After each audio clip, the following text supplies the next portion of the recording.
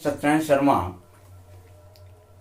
साहित्य दृष्टि के इस चैनल पर आज मानवीय करुणा की दिव्य चमक का प्रश्नोत्तर की व्याख्या करूंगा। जैसा कि मैं महसूस करता हूं कि जिस प्रकार से मैंने व्याख्या की, उस आधार पर जितने भी प्रकार के प्रश्न पूछे जाएंगे, छात्र उन प्रश्नों का उत्तर देने में पूर्ण रूपेण सफल होंगे, क्योंकि इसकी इतनी अधिक विस्तृत व्याख्या हुई है कि प्रश्नोत्तर का जो प्रारूप है, प्रश्नोत्तर का जो आकार है, लगभग सभी विचार बिंदुओं को मैंने स्पर्श किया है। उन्हीं यात्रा क्रम में पाठ्य पुस्तक में जो प्रश्न है कि फादर की उपस्थिति देवदारू की छाया जैसी क्यों लगती है, इसकी व्याख्या हो चुकी है कि फादर जहां कहीं उपस्थित होते थे, वह एक अभिभावक के रूप में उपस्थित होते थे। दुनिया का कोई व्यक्ति जो इनकी सानिध्यता को प्राप्त किया, जो इनके निकट रहा, अगर वह व्यक्ति किसी प्रकार के निराशा में स्थिति को जी रहा है, जीवन को जी रहा है, उनके जीवन में किसी प्रकार की परेशानी आ गई है, वह जीवन में विफलताओं का एहसास करता है, वैसे स्थिति में जीवन में एक नूतन संदेश को प्रसारित करने के लिए फादर बुल्के का व्यक्तित्व एक देवदारू की छाया के समान प्रतीत होता था। जहां कहीं वो उपस्थित होते थे तो विषम परिस्थितियों से जूझते हुए लोग, विषम प्रकार की मानवीय दशा को जीते हुए लोग, इनके व्यक्तित्व को देख करके अपने आप में अधिक से अधिक आशान्वित हो जाया करते थे। उनको लगता था कि इस निराशा में चिलचिलाती हुई जिंदगी में इनका आगमन, इनका संदेश, इनकी भाषा, इनकी सांत्वना वास्तव में एक देवदारू की छाया के सदृश है। जिस किसी परिस्थिति में आदमी के समक्ष उपस्थित होते थे तो आदमी का इस प्रकार का अनुभव होता था कि अब संभवतः मेरे समक्ष किसी प्रकार की समस्याएं नहीं रहेगी। अब मेरे अंदर ऐसी अनुभूति हो रही है कि मैं समस्याओं से अब लड़ सकता हूं, क्योंकि जिंदगी के चिलचिलाते हुए धूप में एक ऐसे व्यक्तित्व का आगमन हुआ जो देवदारू की छाया के सदृश हमारे सामने प्रतीत होते हैं। सहजतापूर्ण ढंग से इस भाव को व्यक्त किया जा सकता है। अगला प्रश्न है आपके लिए कि फादर बुल्के भारतीय संस्कृति के अभिन्न अंग हैं, किस आधार पर ऐसा कहा गया है? जैसा कि मैं कह चुका हूं कि अक्सर व्यक्ति कहते हैं, सभ्यता और संस्कृति शब्द का प्रयोग करते हैं, जाने अनजाने प्रसंगवश या प्रसंगानुकूल, लेकिन जो व्यक्ति व्यक्त करते हैं, मैं समझ नहीं पाता हूं कि सभ्यता और संस्कृति से क्या अभिप्राय है। सभ्यता और संस्कृति से अभिप्राय है एक जीवन शैली। सभ्यता हमारी बाहरी चीज है, संस्कृति हमारी आंतरिक अनुभूति है। सभ्यता को हम बाह्य आकार में देख सकते हैं, लेकिन संस्कृति की अनुभूति एक विशेष प्रकार की अनुभूति होती है, जिसका एहसास मात्र अनुभूति का विषय है, जिसकी अनुभूति मात्र अनुभूति का विषय है, जिसका अनुभव मात्र अनुभूति का विषय है। बाहर देखना संभव नहीं है, क्योंकि बाहर से धरातल पर हम किसी के पोशाक, पोशाक पहनने की शैली, पोशाक पहनने का ढंग, इसी को देखते हैं, यह उसकी सभ्यता है। लेकिन उसके अंदर जो भाषागत, उच्चारणगत, व्यवहारगत विशेषताएं हैं, वह उसकी संस्कृति है। और इसी अर्थ में कहा जाता है कि फादर बुल्के भारतीय संस्कृति के अभिन्न अंग थे। भारतीय संस्कृति से तात्पर्य यह है कि भारत में आकर के भारत के जनमानस के साथ अपने आप को एक मेक कर देना, अपने आप को पूर्ण रूपेण उसके साथ स्थापित कर लेना कि हम भारतीय हैं। और भारत की जो विशेषताएं हैं, सहिष्णुता, त्याग, साहस, निराशा में क्षणों को आशा में क्षणों में परिवर्तित कर देना, जीवन में सतत जग कर आगे की ओर बढ़ते जाना, यह हमारी संस्कृति है। विविधताओं में एकता की अनुभूति, यह हमारी संस्कृति है। तो फादर बुल्के ने भारतीय संस्कृति को अपने जीवन में उतार लिया राम काव्य के माध्यम से।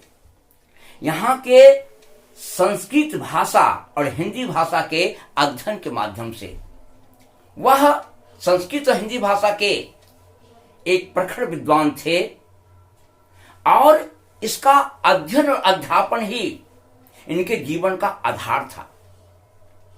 और भारत की सांस्कृतिक जो विशेषताएं हैं, त्याग, उत्सर्ग, सहिष्णुता, साधुपन, इस संसार में रहकर भी अनेक प्रकार के छल छद्म और मोह से उन्मुक्त रहना, ये सारी चारित्रिक विशेषताएं उनमें थी। राम को इन्होंने अपने जीवन का एक आधार स्तंभ बना लिया। भारत में रहकर के इन्होंने भारतीयता को अपने जीवन का एक हिस्सा बना लिया। इससे पता चलता है कि भारतीय संस्कृति का वह एक अभिन्न अंग है। भारतीय संस्कृति का जो एक बहुआयामी पक्ष है, सुख दुख में समान रहना, मान अपमान को झेलते हुए आगे बढ़ना और विषम परिस्थितियों में भी अपने अंदर एक साहस को एकत्रित कर, संचित कर आगे की ओर बढ़ने की जो हमारी विशेषता है, यह विशेषता फादर बुल्के में अत्यंत व्याप्त था। जहां पर फादर बुल्के के लिए राम का एक आदर्श चरित्र हमेशा प्रेरणा का स्रोत रहा, क्योंकि राम हमारी संस्कृति के प्रतीक हैं। और फादर बुल्के ने इस आराध्य देव को अपने अध्ययन का विषय बनाया और राम को अपने मनोनुकूल भारतीय जनमानस की ओर संप्रेषित किया, जिससे कि पता चलता है कि भारतीय संस्कृति के यह अभिन्न अंग हैं। पहले भी थे, आज भी हैं और सदा बने रहेंगे। अगला प्रश्न है कि पाठ में आए प्रसंगों का उल्लेख कीजिए जिनसे फादर बुल्के का हिंदी प्रेम प्रकट होता है। इसकी व्याख्या भी मैं कर चुका हूं। मैंने इस पाठ का जो व्याख्यान वाला आपके समक्ष प्रस्तुत किया, उसके अंदर मैं बार बार आपका ध्यान उस महान व्यक्तित्व की ओर आकृष्ट किया जो भारतीय साहित्य और भाषा के प्रति अत्यंत समर्पित रहे और भारत की भूमि को अपना कर्म भूमि बनाया और कर्म को अपने जीवन के साथ जोड़कर यहाँ के मार्मिक अनुभूतियों को अभिव्यंजित किया।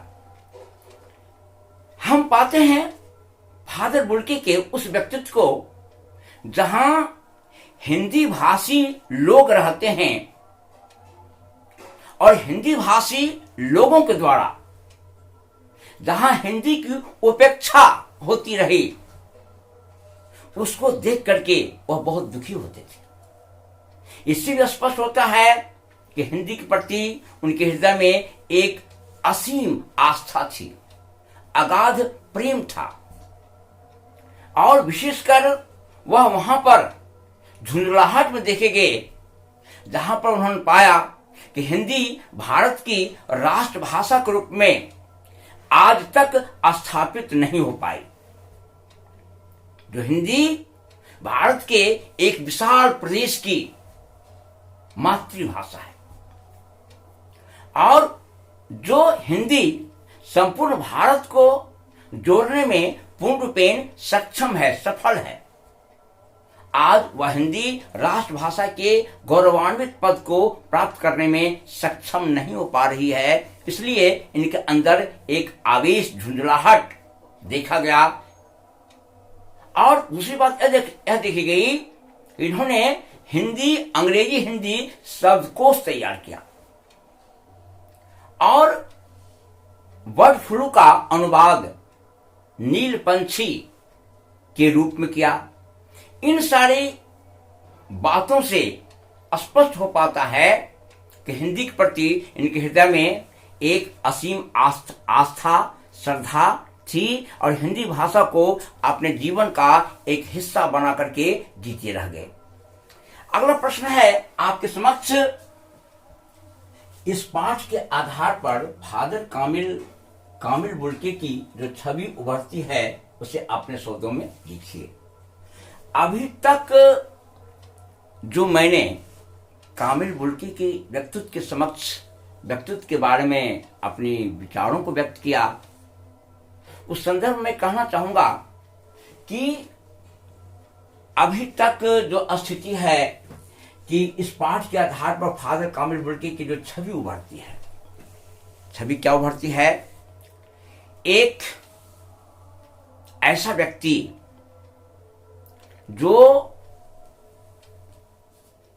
साधुपन की जिंदगी को जीता है, जो एक सन्यासीपन के जीवन को जीता है और परंपरागत साधुपन और सन्यासी से अलग होकर के अपने चरित्र को व्यक्त करता है। एक ऐसा व्यक्ति जो वसुधैव कुटुंबकम की भावना से अपने आप को भर लेता है। भारत में आकर के यहाँ की सभ्यता, संस्कृति, भाषा, साहित्य में सराबोर हो जाना, उसके अध्ययन अध्यापन में डुबो देना एक महान व्यक्तित्व का ही लक्षण हो सकता है। राम के जीवन का इन्होंने वर्णन ही नहीं किया, राम के रामत्व को जीने का एक सफल प्रयास किया। शांत संगीत चुपचाप जीते चले गए। यहां के लोगों के प्रति राष्ट्रभाषा की जो उपेक्षा थी, उस पर इनके अंदर एक आक्रोश, झुंझलाहट आया। और सबसे महत्वपूर्ण बात यह है कि जिस व्यक्ति से जब कभी वह मिले, वर्षों बाद मिलने के बाद भी इनके अंदर उसी प्रकार की स्मृति, उसी प्रकार का अपनत्व दिखाई पड़ता था और हमेशा अपने आप को एक ऐसे व्यक्तित्व के रूप में प्रस्तुत किए जो निराशा में भटकते हुए व्यक्ति के लिए सांत्वना के एक स्रोत बन जाते थे। इनके समक्ष जब व्यक्ति उपस्थित होता था तो इनके उस रूप को देख करके अपने आप में आशा की भावनाओं से वह भर जाता था। जो छवि उभरती है, इसकी व्याख्या प्रत्येक पाठक जो अपने आप में इस संस्मरण का जो निचोड़ होगा, जो निष्कर्ष होगा, उस निष्कर्ष को शब्दों के माध्यम से जो आकार दिया जाएगा, वही उस व्यक्ति का एक विस्तृत उभरता हुआ एक छवि होगा। छवि से तात्पर्य क्या होता है कि कैसा व्यक्तित्व है, कैसी अनुभूति है। भारत में आकर के इसको अपनी कर्मभूमि बनाने के बाद किस प्रकार की गौरवान्वित गाथाओं से अपने आप को इन्होंने भर लिया, ही इनकी एक अद्भुत छवि उभरती हुई नजर आती है। अगला प्रश्न है आपके समक्ष कि लेखक ने फादर बुल्के को मानवीय करुणा की दिव्य चमक क्यों कहा है। इसकी व्याख्या भी इस पाठ को पढ़ाने क्रम में मैंने अध्ययन की। शब्द जरा देखिए, मानवीय करुणा, जो मनुष्य के अंदर मनुष्यता का निवास होता है, जो मानव के अंदर मानवीयता का निवास होता है और मानव जगत को देख करके जो असीम करुणा की धारा उमड़ पड़ती है, वह फादर बुल्के के चरित्र में अद्यांत हम पाते हैं। एक ऐसा स्वरूप, एक ऐसा जीवन जो भारतीय जनमानस के लिए पग पग पर अपने आप को समर्पित करते रहे, पग पग पर अपने आप को भारतीयता में बांधते रहे और अपनी अलौकिक चमक से भाषा के क्षेत्र में, साहित्य के क्षेत्र में, व्यवहार के क्षेत्र में, भक्ति के क्षेत्र में ध्रुव तारा के समक्ष चमकते हुए नजर आते हैं। इस प्रकार का कह सकते हैं दिव्य स्वरूप हम जनसमान में नहीं पाते हैं। एक यूरोपियन कंट्री का व्यक्ति भारतीय जनमानस के समक्ष उपस्थित होकर के अपने आप को एक अलौकिक जीवन गाथा के रूप में प्रस्तुत किया और मानवीयता के प्रति, मानव की अनुभूतियों के प्रति, मानव की जो एक सोच है उसके प्रति एक कारुणिक अनुभूति को इन्होंने अनुभव किया। मानवता की सेवा में अपने आप को पूर्ण रूप से समर्पित कर दिया और एक दिव्य चमक के साथ, जिस चमक से निराशा में भटकते हुए व्यक्ति, अज्ञानता के अंधकार में भटकते हुए व्यक्ति को एक नई रोशनी मिली। इसका आधार पर हम कह सकते हैं कि शीर्षक अपने आप में सार्थक है और इसलिए इन्हें दिव्य करुणा की चमक, दिव्य चमक के नाम से संबोधित किया गया। अगला प्रश्न है आपका कि फादर बुल्के में सन्यासी की परंपरागत छवि से अलग एक नई छवि प्रस्तुत, फादर बुल्के ने सन्यासी की परंपरागत छवि से अलग एक नई छवि प्रस्तुत की है। इस अध्याय के अध्यापन के क्रम में मैंने इसकी व्याख्या की कि सन्यासी की परंपरागत छवि से अलग छवि, सन्यासी के बारे में कहा जाता है वह वैरागी होता है, उसको संसार से कोई मोह माया नहीं होता है, संसार का आकर्षण उसको बांधता नहीं है। यह सत्य है भी कि संसार का आकर्षण फादर बुल्के को बांधा नहीं। अपनी मातृभूमि बेल्जियम से चलकर भारत में आकर के भारत को कर्म भूमि बनाया, क्या है, एक सन्यासी ही कर सकता है और दूसरा कर नहीं सकता है, जो एक अलग छवि को प्रस्तुत करता है। और सन्यासी होने के बावजूद भी किसी परिवार से जब एक अभिन्न संबंध स्थापित हो जाता था तो उस परिवार के सुख दुख में अपने आप को एक मेक कर लेते थे, अपने आप को मिला लेते थे। तो यह छवि स्पष्ट करता है कि सन्यासीपन की परंपरा से इनका एक अलग छवि भी है। यह परंपरागत सन्यासी ही नहीं बल्कि एक विशेष छवि के व्यक्ति थे कि जहां भी कहीं जाते थे उस परिवार के साथ, उस परिवार के सुख दुख के साथ अपने आप को पूर्ण रूपेण शामिल कर लिया करते थे। वहां पर एक देवदारू की छाया सदृश अपने आप को प्रस्तुत करते थे।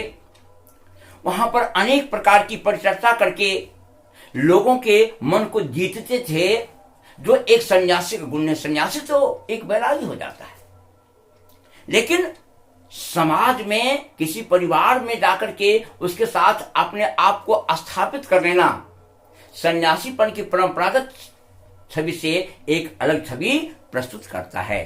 तो इसके साथ ही यह पाठ आज समाप्त होता है। विशेष बातें कभी कभी मैं इस साहित्य दृष्टि के चैनल पर फादर बुल्की के बारे में प्रस्तुत करूंगा, जब कभी मौका प्राप्त होगा तब।